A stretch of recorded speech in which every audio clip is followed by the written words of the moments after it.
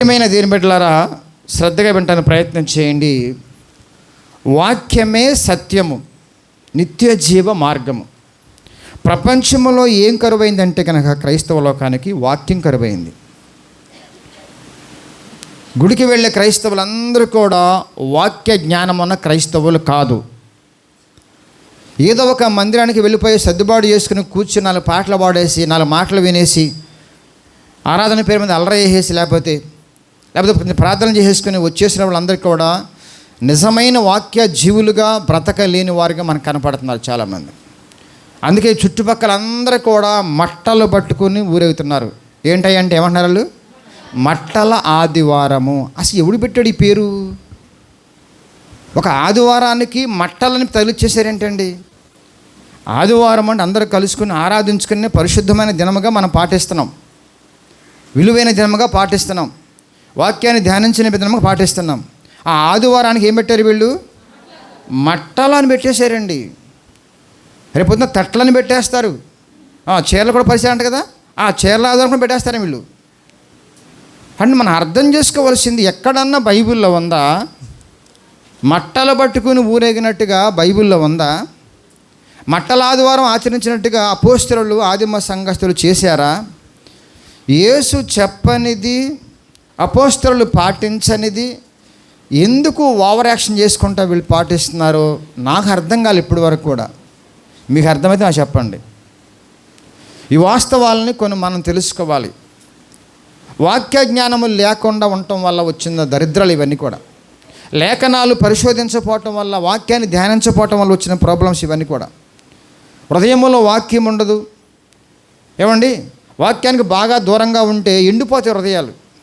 ఇక మనుషుల మీద ఆధారపడతారు వాళ్ళు. మా పాస్టర్ గారు చెప్పారు కాబట్టి నేను చేసేయాల్సిందే, మా పాస్టరే దేవుడు అన్నట్టుగా కొలుస్తారు వీళ్ళందరినీ కూడా. చాలా బాధాకరమైన పరిస్థితి. ఎందుకు స్టార్టింగ్లోనే వేదంతో మాట్లాడుతున్నానంటే, ఈరోజు నాడు జరుగుతున్న తీరుని చూస్తే నాకు కన్నీరు వస్తుంది. ఒకసారి చాలా కన్నీరు వస్తుందండి. చిన్నపిల్లలతో సహా అండి రోడ్లమ్మట తిప్పేస్తున్నారు. పోనీ ఆ సువార్త చెబుతున్నారంటే కనుక ఈత మట్టలు పట్టుకుని అవి గుచ్చుకుంటే ఏమని భయం వేస్తుంది నాకు. కాబట్టి మనందరం కూడా ఏదో ఎంటర్టైన్మెంట్ ప్రోగ్రామ్ చేయటం కోసం మనం రాలా. నాకు వచ్చండి చేయటం. మిమ్మల్ని ఎలానే ఆడించాలో అలా ఆడించేత. ఉపవాసం ఉంచగలను, మిమ్మల్ని కడుకు ఉపవాసం చేసి హాస్పిటల్ పాలు చేయగలను అవసరమైతే.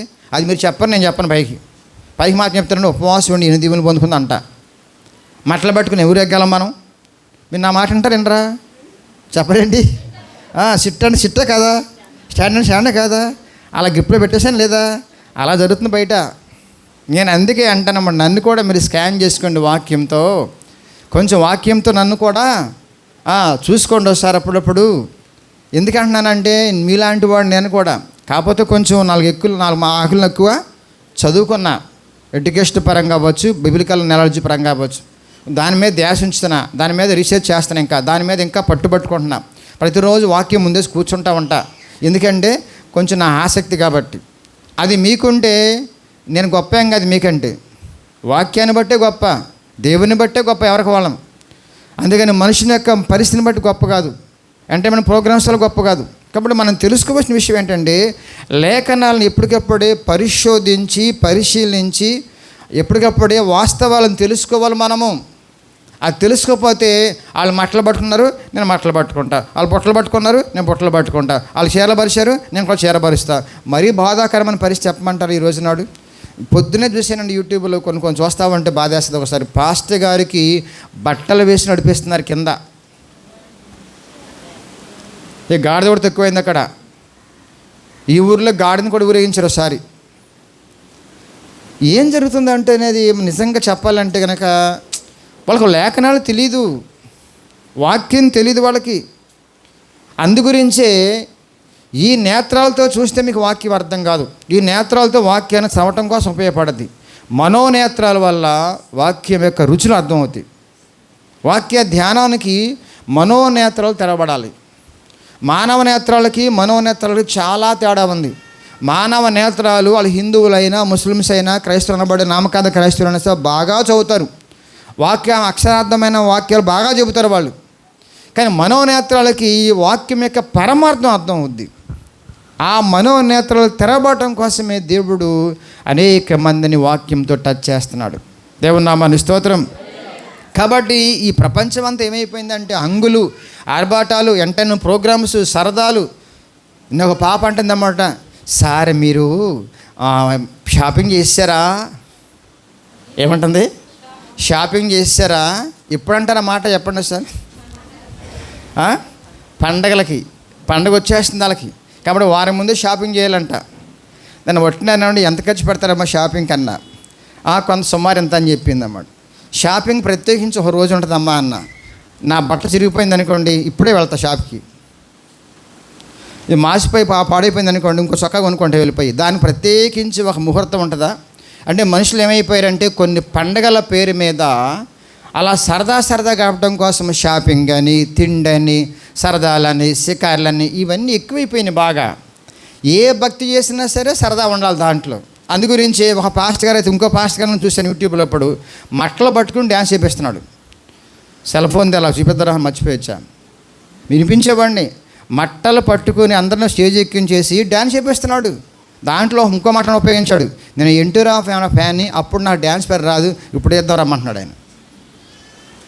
దేవుని పాట పేరు మీద మ్యూజిక్తో డ్యాన్స్లు వేస్తున్నారు. ఇలా అన్నీ కూడా వ్యర్థమైన వాటిని ఆచరిస్తున్న జనాంగాల మధ్యన మనం ఉన్నాం. నేను అంటాను, మీరు చాలా ధన్యులు.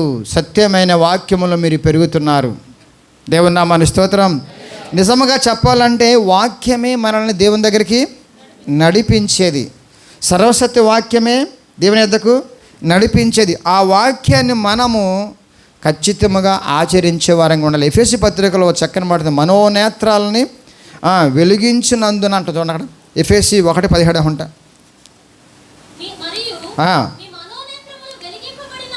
వెలిగింపబడినందున ఆయన మిమ్మల్ని పిలిచిన పిలుపు వలనైనా నిరీక్షణ ఎట్టిదో చాలు. మనోనేత్రములను వెలిగించబడినందున. ఫ్రాడ్ ప్రీచర్స్ ఎక్కువైపోయారు, దుర్బోధకులు ఎక్కువైపోయారు, రకరకాలుగా వాళ్ళు ప్రసంగాలు చేస్తున్నారు. ఈరోజు ఈ సందర్భంగా కొన్ని వాస్తవమైన విషయాలు మీతో పంచుకుంటా ఇష్టపడుతున్నా. సరే, గమనించండి. ఇంతకీ అసలు ఈ యేసుక్రీస్తు ప్రభువారు ఆనాడు జరిగిన సన్నివేశం ఏంటో, ఈనాడు జరుగుతున్నది ఏంటో కొంచెం బేరీజ్ వేసుకుని కొంచెం సబ్జెక్ట్ ఇస్తాను మీకు. బాగా వినండి. హిస్టరీ హెల్త్ పదం అసలు యాక్చువల్గా ఏంటి హిస్టరీ అంటే కనుక, యేసుక్రీస్తు ప్రభువారు ఈ లోకంలో బ్రతుకున్నప్పుడు ఆయన గాడిద మీద ఎక్కాడు. ఎందుకు ఎక్కాడు? ఎందుకు బట్టలు పరిచారు? అర్థమవుతుంది మీకు? దీనికి ఆన్సర్ మనం తెలుసుకోవాలంటే కనుక హిస్టరీకి వెళ్ళిపోవాలి. చరిత్ర ఏం జరుగుతుంది, యేసుక్రీస్తు ప్రభువుకు ముందుగా ఏం చెప్పబడింది, యేసుక్రీస్తు ప్రభువారు అక్కడ ఏం చేశాడు, ఇప్పుడు వీళ్ళెందుకు చేస్తున్నారు అర్థం కాని పరిస్థితి. ఇదంతా కూడా తెలుసుకోవాల్సిన అవసరం మన మీద ఉంది. మొత్తం ఈ సన్నివేశాల గురించి 4 సువార్తలు కూడా ఉంటుంది. మత్తయి సువార్తలు కూడా మనం వెళ్దాం. ముందుగా 21వ అధ్యాయము 1 నుంచి. తరువాత యెరూషలేమునకు సమీపించి ఒలివ చెట్ల కొండ దగ్గర ఉన్న అందరు తీశారా? బెత్పేకు వచ్చినప్పుడు యేసు తన శిష్యులలో ఇద్దరిని చూచి మీ ఎదుటనున్న గ్రామమునకు వెళ్ళుడి, వెళ్ళగానే కట్టబడి ఉన్న ఒక గాడిదయు దానితోనున్న ఒక గాడిద పిల్లయు మీకు కనబడును, వాటిని విప్పి నా యొద్దకు తోలుకొని రండి. ఎవడైనను మీతో ఏమైనను అనిన ఎడల అవి గాడిదను తీసుకురమ్మన్నాడు. ఇప్పితే గనక వాళ్ళు అడిగితే నాకు కావలసి ప్రభువునకు కావలసి ఉన్నదని. ప్రభువు అని అండర్లైన్ చేసుకోండి. ప్రభువునకు కావలసి ఉన్నది అన్నప్పుడు వెంటనే వాళ్ళు ఇచ్చినట్టుగా మనం చూస్తాం. దేవుని గమనించండి. ప్రభువు అంటే రాజు. ప్రభు అంటే ఎవరండి? యేసుక్రీస్తు ప్రభువారు యెరూషలేములో ప్రవేశించే సన్నివేశం అది. యెరూషలేములో ప్రవేశించిన తర్వాత ఆయన రాజుగా రాబోతున్నాడు అన్న గుర్తుగా గమనించండి. ఆ సన్నివేశాన్ని దేవుడు క్రియేట్ చేశాడు. ఆయన రాజుగా రాబోతున్నాడు. ఆయన మహా గొప్ప రాజు. కాబట్టి ఇప్పుడు ఇది ఇక్కడ నెరవేరటానికి కారణం ఏంటంటే కనుక జకర్యా గ్రంథం 9:9 వెళ్దాం. ప్రవచనము, జకర్యా ప్రవచనము దేవుడు జకర్యా ద్వారా పలికిన మాట ఇక్కడ నెరవేర్చబడాలి. ముందుకెళ్ళు. సియోను నివాసులారా, సియోను నివాసులారా బహుగా సంతోషించుడి, బహుగా సంతోషించుడి. యెరూషలేము నివాసులారా ఉల్లాసముగా ఉండుడి. నీ రాజు నీతిపరుడును రక్షణ గలవాడును దీనుడునై గాడిదను గాడిద పిల్లను ఎక్కి నీ యొద్దకు వచ్చుచున్నాడు. చాలు. జకర్యా ద్వారా పలికిన మాట ఇక్కడ నెరవేరాలి. గాడిదయు పిల్లను ఎక్కి నీ యొద్దకు వచ్చుచున్నాడు. అదేవిధంగా దానియేలు గ్రంథం 2:44 కూడా నెబుకద్నెజరు ద్వారా పలికిన మాట చూద్దాం సరే. 44 ఆ రాజు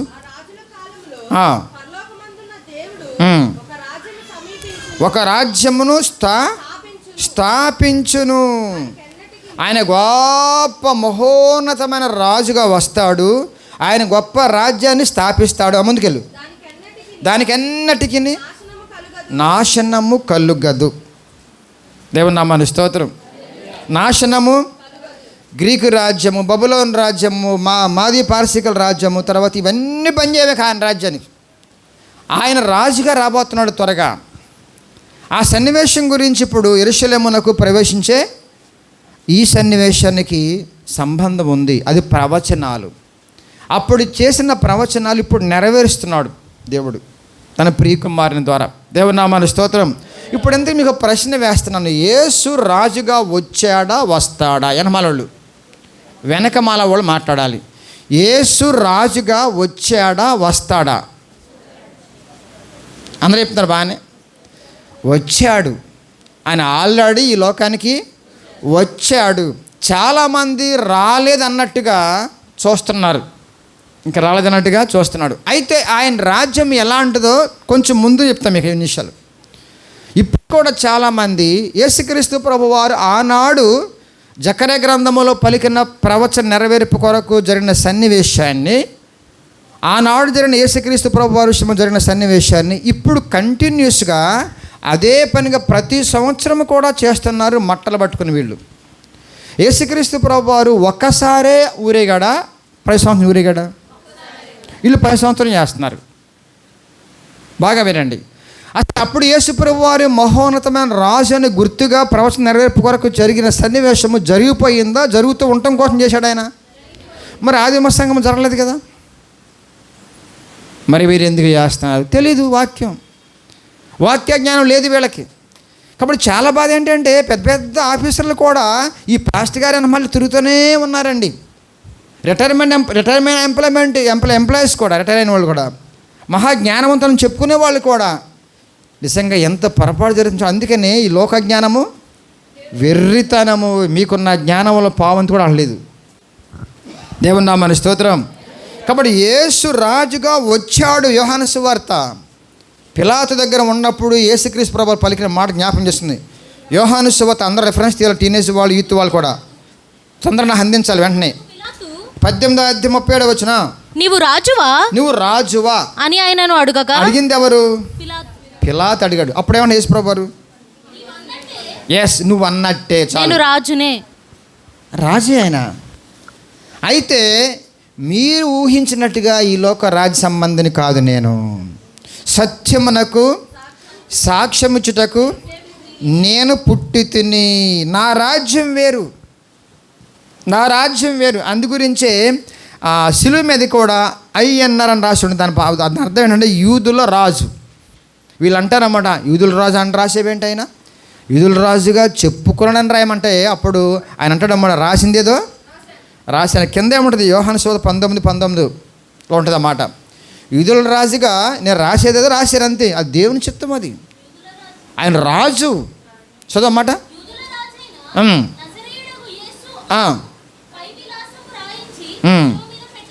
ఎస్, ఆయన రాజుగా వచ్చిన విషయాన్ని యూదులు అంగీకరించలా.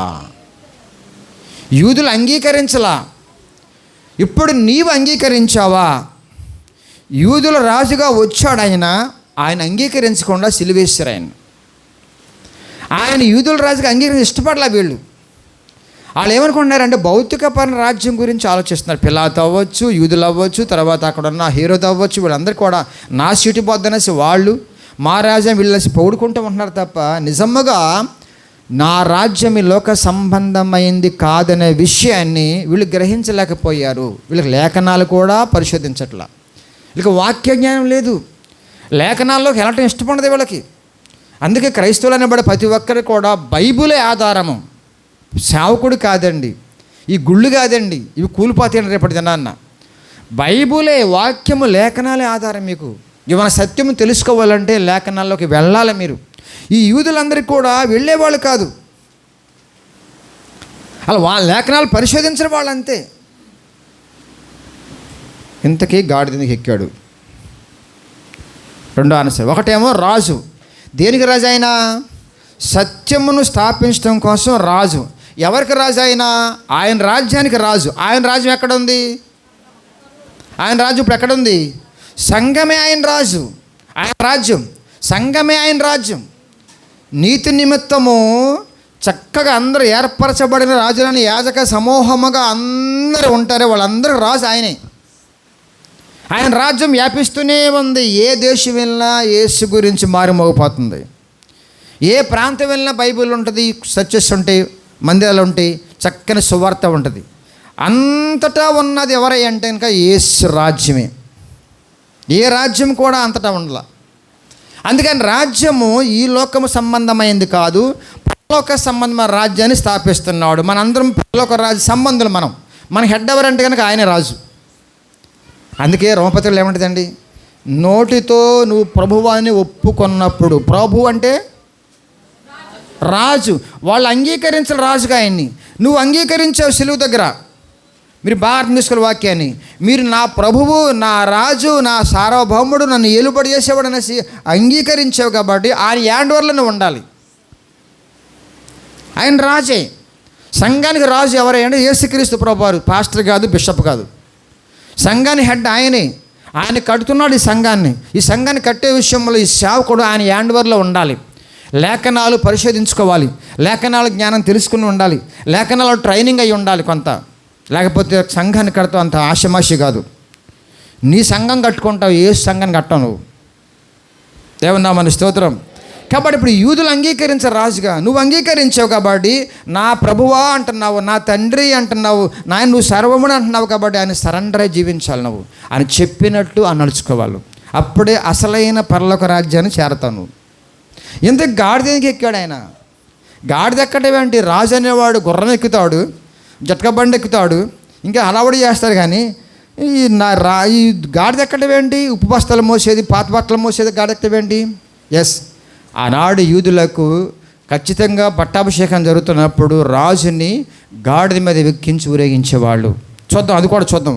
రాజుల గ్రంథము, మొదటి రాజుల గ్రంథము 1వ అధ్యాయము 32 నుంచి 34 వరకు చదవండి. ముందు దావీదు యెహోయాదా కుమారుడైన బెనయాను నా యొద్దకు పిలువమని సెలవీయగా వారు రాజు సన్నిధికి వచ్చిరి. అంతటా రాజు, మీరు మీ ఏలినవాడినైన నా సేవకులను పిలుచుకుని పోయి నా కుమారుడైన సొలొమోనును నా కంచర గాడిద మీద ఎక్కించి, కంచర గాడిద మీద. రాజుగా అభిషేకం పొందడానికి ఏం కావాలి? ఇప్పుడు గాడిద కావాలి. ముందుకెళ్ళు. గిహోను 30:39. రాజుగా అతనికి పట్టాభిషేకం చేసిన తర్వాత మీరు బాకానాదము చేసి రాజైన సొలొమోనును చిరంజీవి అగునుగా అని ప్రకటన చేయవలెను. మీకు అర్థమైంది ఇప్పుడు? కాబట్టి ఆనాడు యూదుల యొక్క పద్ధతి ఏంటంటే రాజుకు అభిషేకించిన తర్వాత గాడిద మీద ఎక్కించి ఏం చేసేవాళ్ళు? స్థిరపరిచేవాళ్ళు, రాజుగా అంగీకరించేవాళ్ళు అందరికీ కూడా. కాబట్టి అక్కడ మనం ఈ విషయాన్ని మనం తెలుసుకోవాల్సిన పరిస్థితి ఉంది. అదే ఇక్కడ కూడా మత్తయి సువార్తలో ఉంటుంది అన్నమాట. 5 నుంచి 21 నుంచి చదవండి ఇప్పుడు. ఇదిగో నీ రాజు గాడిదను. చూసారండి, ఆనాడు రాజుగా అభిషేకించడం కోసం ఏం కావాలి? గాడిద కావాలి. ఇప్పుడు రాజుగా వచ్చాడు ఈయన కాబట్టి అప్పుడు కూడా గాడిద కావాల్సి ఉన్నది. అందుగురించే ఈ విషయాన్ని కూడా చాలామంది తెలియకుండా ఏదో చేసేస్తున్నారు చాలామంది. మరి బట్టలు ప్రశ్న ఏంటి? మీకు క్లారిటీ ఇస్తున్న లేఖనాల ద్వారా బాగా వినండి. ఇవన్నీ కూడా గాడిద గురించి రాయబడింది కాబట్టి ఆనాడు అభిషేకం కూడా, లేకపోతే ఆ మొత్తం గొప్పతనం కూడా గాడిద మీద ఊరిగించే పరిస్థితి కూడా మాకు తెలిసిపోయింది మనందరికీ. మరి బట్టలు పరిచే విషయం ఎక్కడ ఉంటుంది చూద్దాం, అది కూడా చూద్దాం. 2వ రాజుల గ్రంథము 9వ అధ్యాయము 1-3 వరకు. అంతటా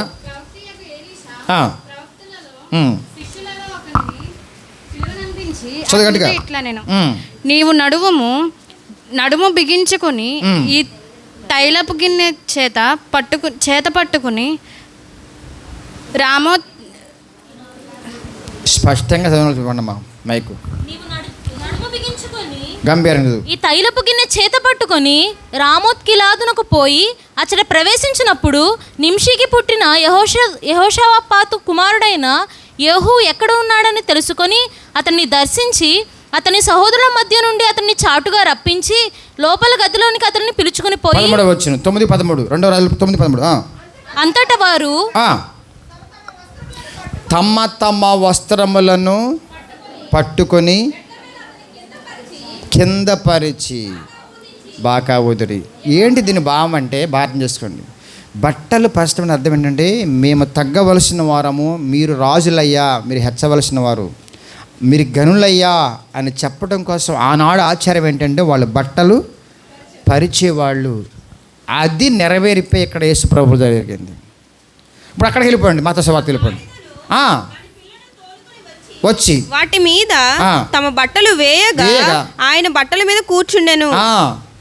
జనసమూహములు అనేకులు ఈ సువార్త 4 చదువుతాను, మీకు అర్థం అవుద్ది. దారమ్మట ఏం చేశారంట? తమ బట్టలు దారి పొడుగునా పరిచిరి. దారి పొడవునా పరిచిరి. మీకు క్లారిటీ వచ్చేసిందమ్మా. అమ్మా, మర్మాలతో కూడింది ఏం కాదు ఇది, లేఖనాల్లో నుంచి మీకు సబ్జెక్ట్ ఇస్తున్నా.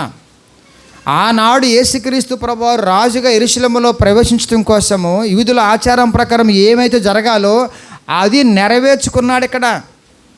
యూదుల ప్రకారం యూదుల యొక్క రాజుగా ఈ లోకానికి వచ్చిన పరిస్థితిని బట్టి యెరూషలేములో మొదటి ప్రవేశం చేసినప్పుడు రాజుగా లోపలికి వస్తున్నాడు ఆయన.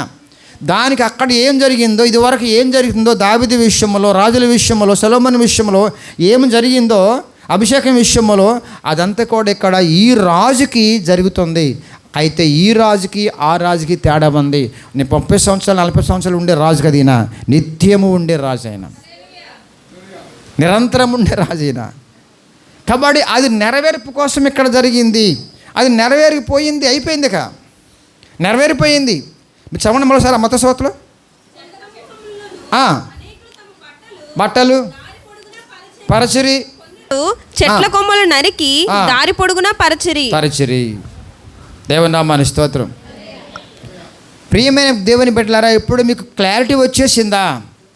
ఆయన రాజుగా గుర్తింపు కొరకు ఆ పాత నిబంధనలో యూదుల యొక్క ఆచార ప్రకారం ఎలాగైతే అభిషేక కార్యం జరిగించేవాళ్ళు, ఎలాగ ఊరేగించేవాళ్ళు, ఎలా ఘనంగా జరిగించేవాళ్ళు, ఆ ఘనత ఇక్కడ జరిగింది యెరూషలేములో.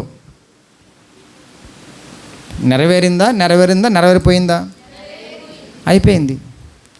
ఆయన దాన్ని దాటేశాడు, సిలువ ఎక్కేశాడు, చనిపోయి తిరిగి లేచాడు, ఆయన పరలోకం వెళ్ళాడు. గొప్ప రాజుగా పరిశుద్ధాత్మ దేవుడు నీ హృదయంలో స్థిరపరిచి పడబడ్డాడు ఆయన. దేవుని నామానికి స్తోత్రం. ఇప్పుడు వాళ్ళకంటే మీరు గొప్పవాళ్ళు.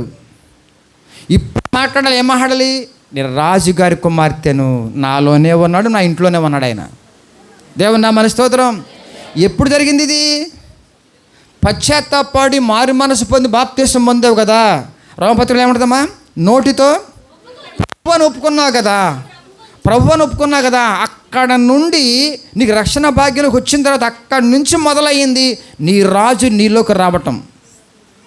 అందుకే నువ్వేం చెప్పాలంటే, నేను రాజుగారి కుమార్తెను,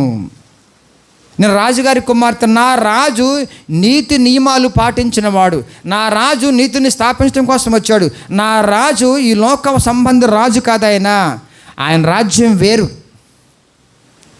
దేవుని నామానికి స్తోత్రం. ఆయన రాజు సంబంధులు వేరు. అందుకని ఆదివారం కూడుకున్నప్పుడు మనం మహానందముతో ఆనందంగా ఉండదు. ఎందుకంటే రాజ్య సంబంధం, దేవుని రాజ్య సంబంధులతో కలిసి ఉంటున్నాం. మనం వారమంతా కూడా లోకస్తులతో కలుస్తున్నాం, వారమంతా లోకస్తులతో పని చేసుకుంటున్నాం, వారమంతా లోకస్తుతో మాట్లాడుకుంటున్నాం. ఆదివారం కొద్ది నిమిషాలు, కొద్ది గంటలైనా సరే నా సహోదరులతో నా తండ్రి రాజ్య సంబంధులంగా మేము కలుసుకుంటామని ఆనందంతో రావాలి. మీరు అందరూ ఎక్కడ వస్తున్నారు? మీరు వెళ్ళకపోతే ఏమొద్దనేసి బిక్కుమనుకుంటూ వస్తున్నారు. ఇంకేం వెళ్తామని వంటలు అయిపోయిన తర్వాత వెళ్దాం అనుకుంటా. ఇది మీకున్న బలము నిజముగా ఎక్కడ కనపడద్ది అంటే ఎక్కడ కనపడద్ది. దేవుని నామమునకు స్తోత్రం. చూడండి, చక్కని విలువైన మాట. వీళ్ళు ఒప్పుకోలేదు. ఎవరు ఒప్పుకోలేదు? ఆ రాజు అంటే యూదులు ఒప్పుకోలేదు. లూకా సువార్త 19:39 మళ్ళీ చదవండి ఒకసారి.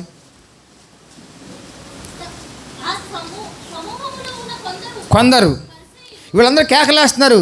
ఏం కేకలేస్తున్నారు? పైన చూడండి, ఏం కేకలేస్తున్నారు? ప్రభు పేరిట వచ్చు రాజు స్తుతింపబడును గాక, పరలోకమందు సమాధానమును, సర్వోన్నతమైన స్థలములలో మహిమయు కలుగును గాక అని పిల్లలు పెద్దలు అందరూ కూడా ఏమంటే ఖర్జూర మాటలు పట్టుకొని ఊరేగుతుంటా మాట్లాడుతూ ఉంటే వీళ్ళు అంటారు. 39 బోధకుడా, నీ శిష్యులను గద్దింపుమని ఆయనతో చెప్పగా, నువ్వు రాజువే అంటే ఈ పేదరికంలో ఉన్న మరియమ్మ కొడుకు నువ్వు, మా కళ్ళ ముందు పుట్టావు నువ్వు ఊరేటం ఏంటి అసలు అనేసి ఆయన తోలనాడారు. బిడ్డలారా, ఇక్కడ మీకు విషయం తీరు అర్థం కావాలి.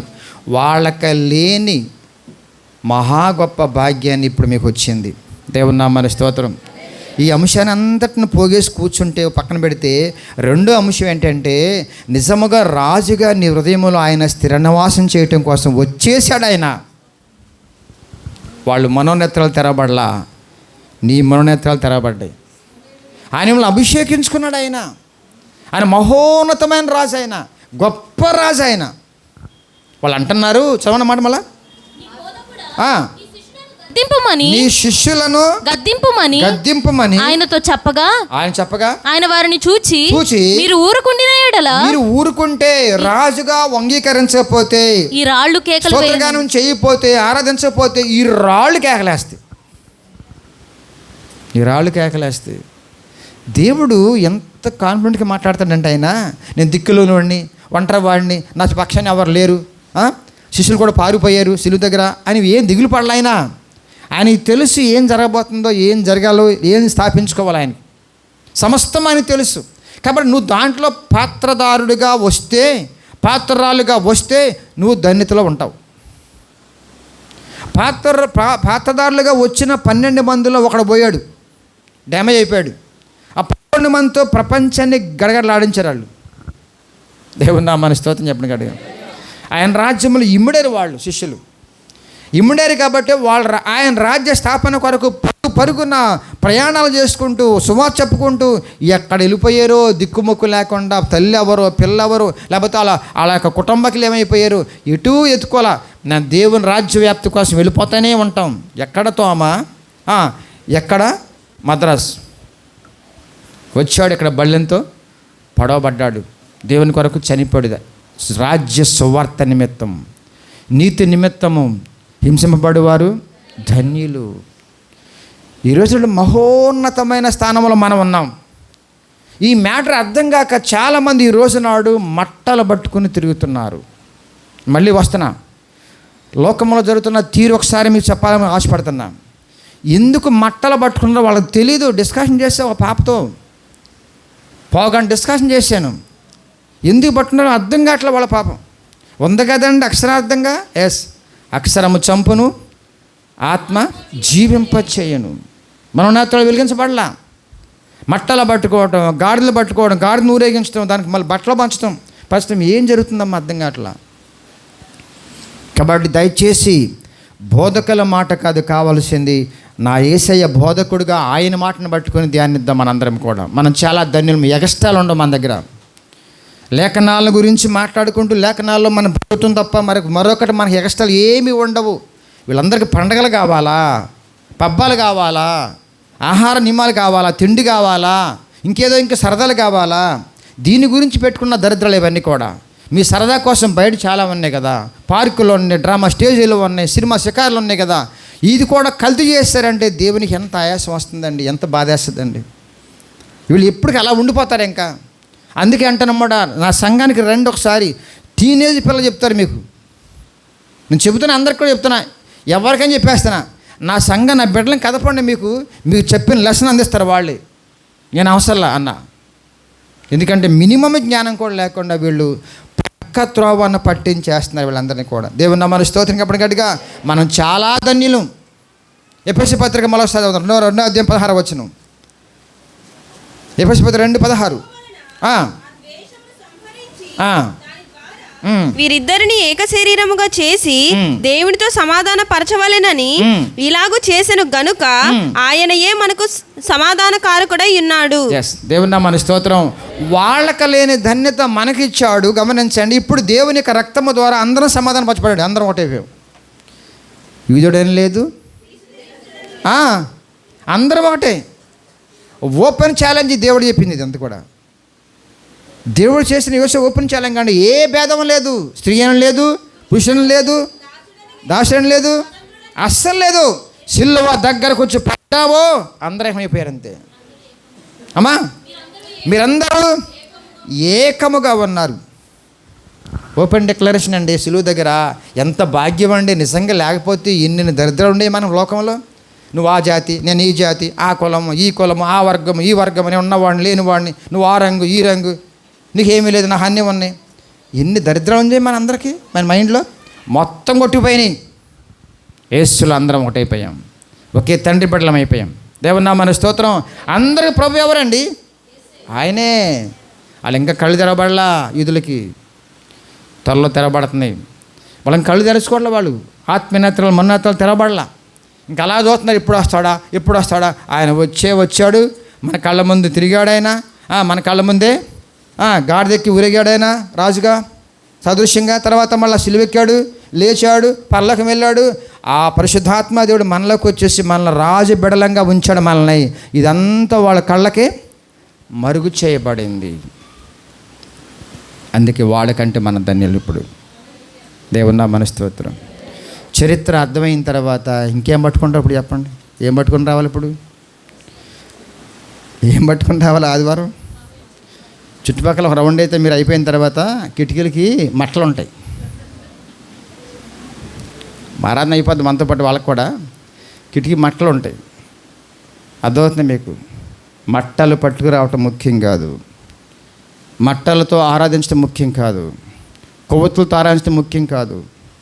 ఏమండి, అన్యులు చేస్తారు. పసుపు లేకపోతే ఆరాధన ఉండదు, కుంకుమ లేకపోతే ఆరాధన ఉండదు, నిమ్మకాయ లేకపోతే ఆరాధన ఉండదు, అట్టుపండు లేకపోతే ఆరాధన ఉండదు.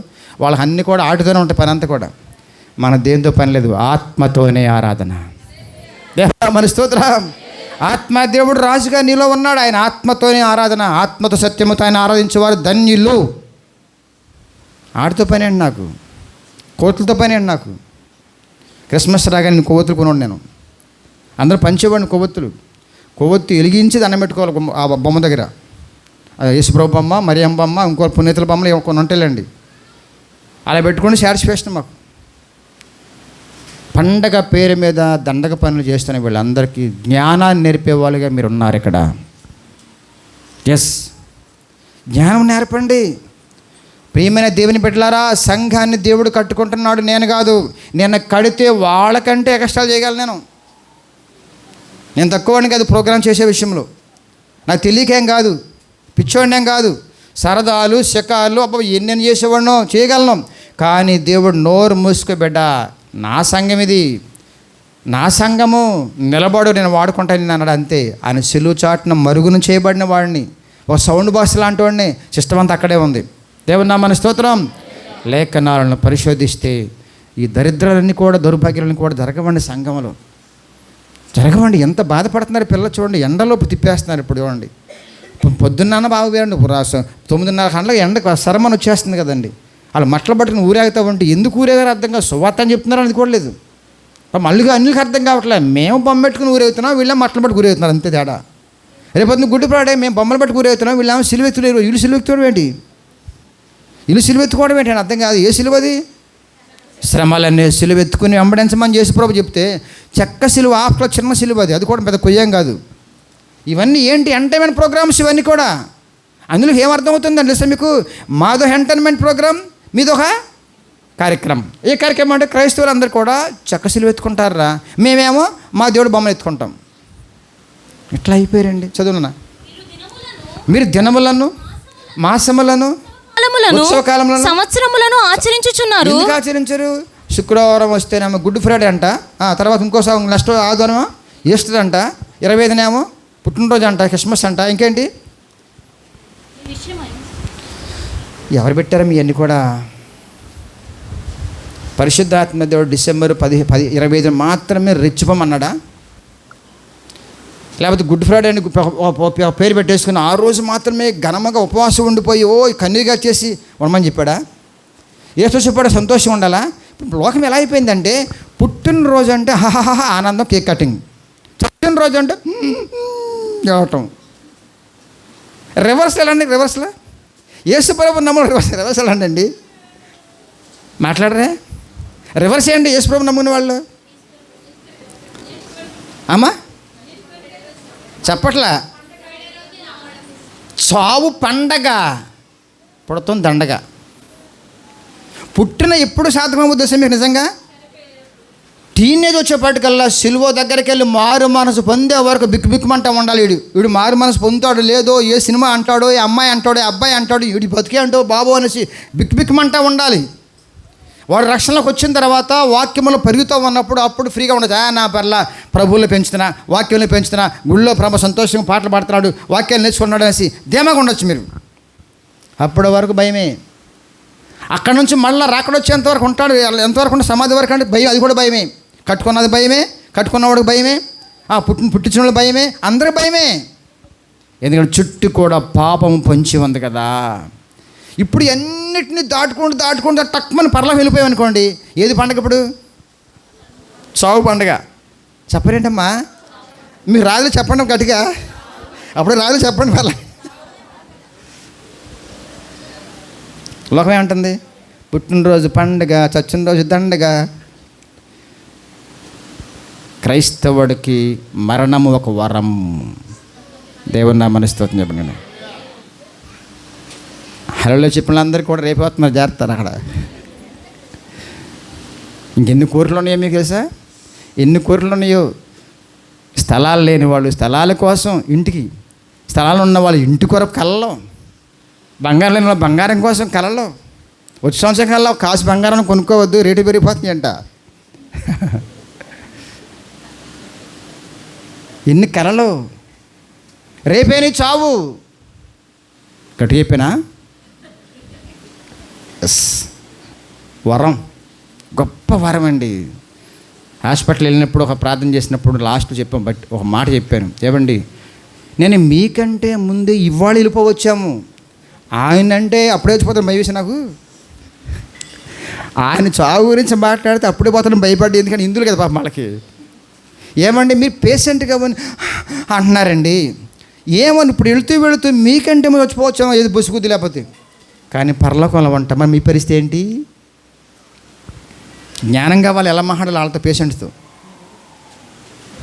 ఆయన కోమల కదండి, కొంచెం వెంటిలేటర్లో ఉన్నాడు. ఆ ప్రియాంక వచ్చిందమ్మా, వెంటిలేటర్లో ఉన్నాడు. ఆ కృష్ణ గారు ప్రార్థన చేస్తారు అతర వెంటిలేటర్లో ఉన్నాడు. ఏం చెప్పాలో 2 ముక్కలు చెప్పేయానికి. తర్వాత కలుస్తా అని చెప్పాను.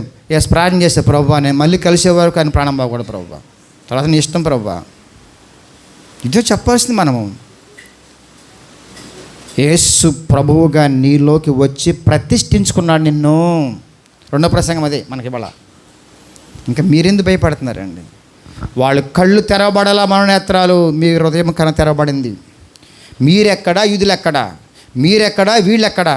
అసలు మీరు ఏంటండి? మీ పరిస్థితి ఏంటండి? నోటితో ఒప్పుకున్నావు ప్రభువా అని ఒప్పుకున్నావు, ఆయన ప్రతిష్ఠించుకున్నాడు, నీలోకి వచ్చాడు, ఆయన నివాసం ఉన్నాడు, ఆయన సార్వభౌముడు, నిన్ను ఏలుకునేవాడు, ఆయన నిన్ను ఏలుకున్నట్టుగా చేసుకున్నావు ఆయన. నువ్వు మరొకరెందుకు, నాకు నా దేవుడే ఆధారం. రాత్రి మాట్లాడుకున్నాక అద్భుతమైన ప్రసంగం, రాత్రి అద్భుతమైన ప్రసంగం వచ్చిందండి.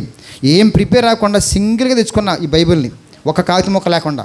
ఇలా ఓపెన్ చేసేపాటికల్లా ఫ్లోలో వచ్చేసింది ప్రసంగం. అద్భుతమైన వాక్యాలండి. మిస్ అయిన వాళ్ళు చాలా మిస్ అయిపోయారు. అందుకే ఈ ట్రైనింగ్ అవుతున్న వాళ్ళు కూడా చెప్పాను అన్నమాట, శనివారం మిస్ అవ్వకండి, వచ్చేయని పర్లా ఆడియో వినేమని. ఎందుకంటే చాలా వాక్యాలు మిస్ అయిపోతున్నాయి, అక్కడ దొరకబవి. ముగించే ఒక మాట చెప్తున్నా, గమనించండి బిడ్డలారా. ఈ రోజు నాడు లేఖనాలు వాక్యం పక్కన పెట్టేసి కేవలం పై భక్తి చేస్తున్నావు అంటే కనుక నువ్వు ఎక్కడో తప్పిపోతావు, నువ్వు రాంగ్లో పడిపోతావు. నిజంగా యేసుక్రీస్తు ప్రభువు, నిజమైన యేసుక్రీస్తు ప్రభువును చూపించు, మరొక యేసును చూపిస్తావు. అద్భుతాలు చేసే యేసు, రోగాలు పట్టే యేసు, ఇంకో యేసు, ఇంకో యేసు చూపిస్తావు లోక సంబంధంగా. అసలైన యేసును చూపించవు. శ్రమలలో కూడా సంతోషపడే యేసు ఉన్నాడనే ఆలోచనతో ఉండవు. వాళ్ళు ఎందుకు మారతారు? ఇంకా నీకే కలిసి వచ్చినాయి అమ్మ, రోగాలు పోయినాయి, జబ్బులు పోయినాయి, స్వస్థలు వచ్చి మాకేం రావట్లేదు, మేము ఎందుకు నమ్మాలి ఆయన్ని? నీ ఇప్పుడు ప్రార్థన చేస్తున్నావు నా కోసం, నేను కూడా ప్రార్థన చేసుకుంటున్నాగా, నాకేం జరగలేదుగా, మేము ఎందుకు నమ్మాలి అంటారు వాళ్ళు. నీ రాజు ఎలాంటి గొప్ప రాజు అంటే పరలోక రాజ్యం మనకు తీసుకెళ్లే రాజు. దేవుని నామమున స్తోత్రం. అది శాశ్వతమైన రాజ్యం, యుగములుండే రాజ్యం. అది ఆ రాజ్యానికి ఈ రాజ్యములో సిద్ధపరుస్తున్నాడు. సంఘమే ఆయన రాజ్యం, సంఘమే ఆయన రాజు. సంఘానికి రాజు పాస్టర్ గారు కాదు, నా దేవుడే రాజు. మనందరం ఒకటే సహోదరులు. దేవుని నామమున స్తోత్రం. ఆత్మ ద్వారా మనందరం నడిపించేవాడు ఒక్కడే, మన తండ్రి ఒక్కడే. కాబట్టి ఆయన సరెండర్ అవుదాం. ఇవన్నీ కూడా ఇప్పుడు చూడండి, మత్తయి సువార్తలో ఉంటుంది, మార్కు సువార్తలో ఉంటుంది, లూకా సువార్తలో ఉంటుంది. రాసుకోండి. మత్తయి సువార్తలో 21వ అధ్యాయం, మార్కు సువార్త 11వ అధ్యాయం, లూకా సువార్త 19వ అధ్యాయం, యోహాను సువార్త 12వ అధ్యాయంలో ఇవన్నీ కూడా ఆ లేఖనంలో పరిశోధించండి. జకర్యా గ్రంథము, దానిలో గ్రంథం వెళ్ళిపోండి అక్కడికి, అక్కడి నుంచి రండి, ఇక్కడి నుంచి మళ్ళీ గమనించండి. అవి కంటిన్యూ చేయబాకండి, సిలువ దగ్గర పడేయండి ప్రతి ఒక్కరిని. అక్కడ వస్తుంది మారి మనసు. వాస్తవమైన అక్కడ అర్థం అవుద్ది. ఆదిమ సంఘములో గమనించండి, యేసును ప్రతిష్ఠించుకునే వాళ్ళు రాజుగా నిజమైన రాజును చూపించారు వాళ్ళకి. మేము ఈ లోక సంబంధం కాదు, నా దేవుడి లోక సంబంధం రాజుగా జీవించలే, మేము కూడా గొప్పవాళ్ళమే నా ప్రభు తర్వాత. ఎంత గొప్పవాళ్ళమంటే ఇప్పుడు కన్ను మూస్తే పరలోకమంతా మాదైపోద్ది. మనశ్శాంతితో పోల్చుకుంటే మాకంటే గొప్పతనం మీకు లేదు, ధైర్యంతో పోల్చుకుంటే మాకంటే ధైర్యం మీకు లేదు. ఇంకేమైనా చూసుకోండి, ఆత్మ ఆస్తులు మాకు ఎక్కువ. మీకు లోకంలో కనిపించే దృశ్యమైన ఆస్తి కనపడుతుంది, అదృశ్యమైన మాలవన్నీ. అదృశ్యమైన మాలో ఉన్నాడు, అనుభవిస్తున్నా. మీరు కూడా అనుభవించాలంటే రండి. నా రాజు గొప్పవాడు, నీతిమంతుడు, పరలోక రాజ్యం ఇచ్చేవాడు. అట్టి విధముగా ఆదిమ సంఘస్థులు బ్రతికితే ఆదిమ సంఘాన్ని పక్కన పడేసి, అపోస్తులను పక్కన పెట్టేసి, వారి బోధలు పక్కన పెట్టేసి నీ బోధతో సంఘాన్ని పెంచుతున్నావా? సేవకా జాగ్రత్త, చచ్చేవో నరకమే. Be careful. రండి మాట్లాడుకుందాం. లేఖనాలు ఇవి. ఈ విషయంలో ఇంకేం కావాలో క్లారిటీగా మనం మాట్లాడదాం. చివరిగా 19వ అధ్యాయం ప్రకటన 11వ వచనం ముగించేద్దాం. అప్పుడు గాడిద మీద వచ్చాడు రాబోయే యేసుక్రీస్తు ప్రభువు. ఎలా వస్తున్నాడమ్మా? 19:11.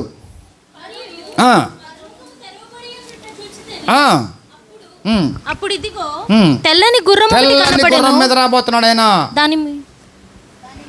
దాని మీద కూర్చున్నవాడు నమ్మకమైన వాడును సత్యవంతుడును అను నామము గలవాడు. ఆయన నీతిని బట్టి విమర్శన చేయుచు యుద్ధము జరిగించుచున్నాడు. ఆయన నేత్రములు అగ్ని జ్వాల వంటివి. ఆయన శిరస్సు మీద అనేక కిరీటములుండెను. రాయబడిన ఒక నామము ఆయనకు కలదు, అది ఆయనకే కాక. రాబోయే రాజు ఇప్పుడు ఆయన రాబోతున్న రెండవ రాకడలో ఎట్లా వస్తాడంటమ్మా? గుర్రం మీద రాబోతున్నాడు. అప్పుడు గాడి మీద ప్రవచన నెరవేర్పు కొరకు విధుల ఆచారం ప్రకారం జరిగింది అది. ఆ రాజు రాజు గుర్రం మీద రాబోతున్నాడు. ఆయన ఎలాంటి వాడమ్మా? అగ్ని నేత్రంతో రాబోతున్నాడు. గడ్డ వణుకుతున్నారు. ఇప్పుడు గాడి మీద ఎక్కడు కాబట్టి నువ్వేంటయ్యా, నువ్వు మరేమ్మ కొడుకువయ్యా, యేసపు కొడుకువయ్యా, నువ్వు పెద్ద రాజు అని హేళన చేసిన వాళ్ళు గడ్డ వణకబోతున్నారు. నీ కళ్ళ ముందు నీకు హేళన చేసిన వాళ్ళు గడగడ వణికిపోతారు. అక్కడ రొమ్ము కొట్టుకు నడుస్తూ ఉంటారు. రెండవ రాకడలో ఆయన వచ్చే తీరు వేరుగా ఉంటుంది. సిలువేసి చంపేసామని హాయ్ అంటున్నారు మీరు. లేచాడు, పరలోకి వెళ్ళాడు, త్వరగా రాబోతున్నాడు. ఒక్కొక్కళ్ళకి వణుకుపడద్ది. అది నా రాజు యొక్క పవర్. నేను హాయిగా ఆయనతో ఉంటా, ఆయన ప్రక్కనే ఉంటా, ఆయనతో కలిసి ఉంటా. ఎందుకంటే ఆయన రాజ్యంలో చేర్చబడ్డ సంఘములో. దేవుని నామమున స్తోత్రం. సత్యములో బ్రతుకుతున్నా. దేవుని నామమున స్తోత్రం. నన్ను ప్రతిష్ఠించుకున్నాడు ఆయన సత్యము కొరకు. దేవుని నామమున స్తోత్రం. అలా పెరుగుతూనే ఉంటా. నాతో పాటు హైదరాబాద్ని పట్టుకుపోతా పరలోకానికి. ఇది నీ పని, నా పని. అప్పటి వరకు ధైర్యంగా ఉండండి, నిరీక్షణతో ఉండండి, విశ్వాసంగా ఉండండి, పట్టుదలతో ప్రార్థన చేసి సువార్థికులుగా తయారవ్వండి. అక్కడ ఉన్నతమైన స్థానంలో యేసయ్య మిమ్మల్ని ఉంచుతాడు. అట్టి కృపాదేవుడు మీకు అనుగ్రహించును గాక. సాక్ష్యములు కొన్న సమయాన్ని ఉపయోగించుకుందాం.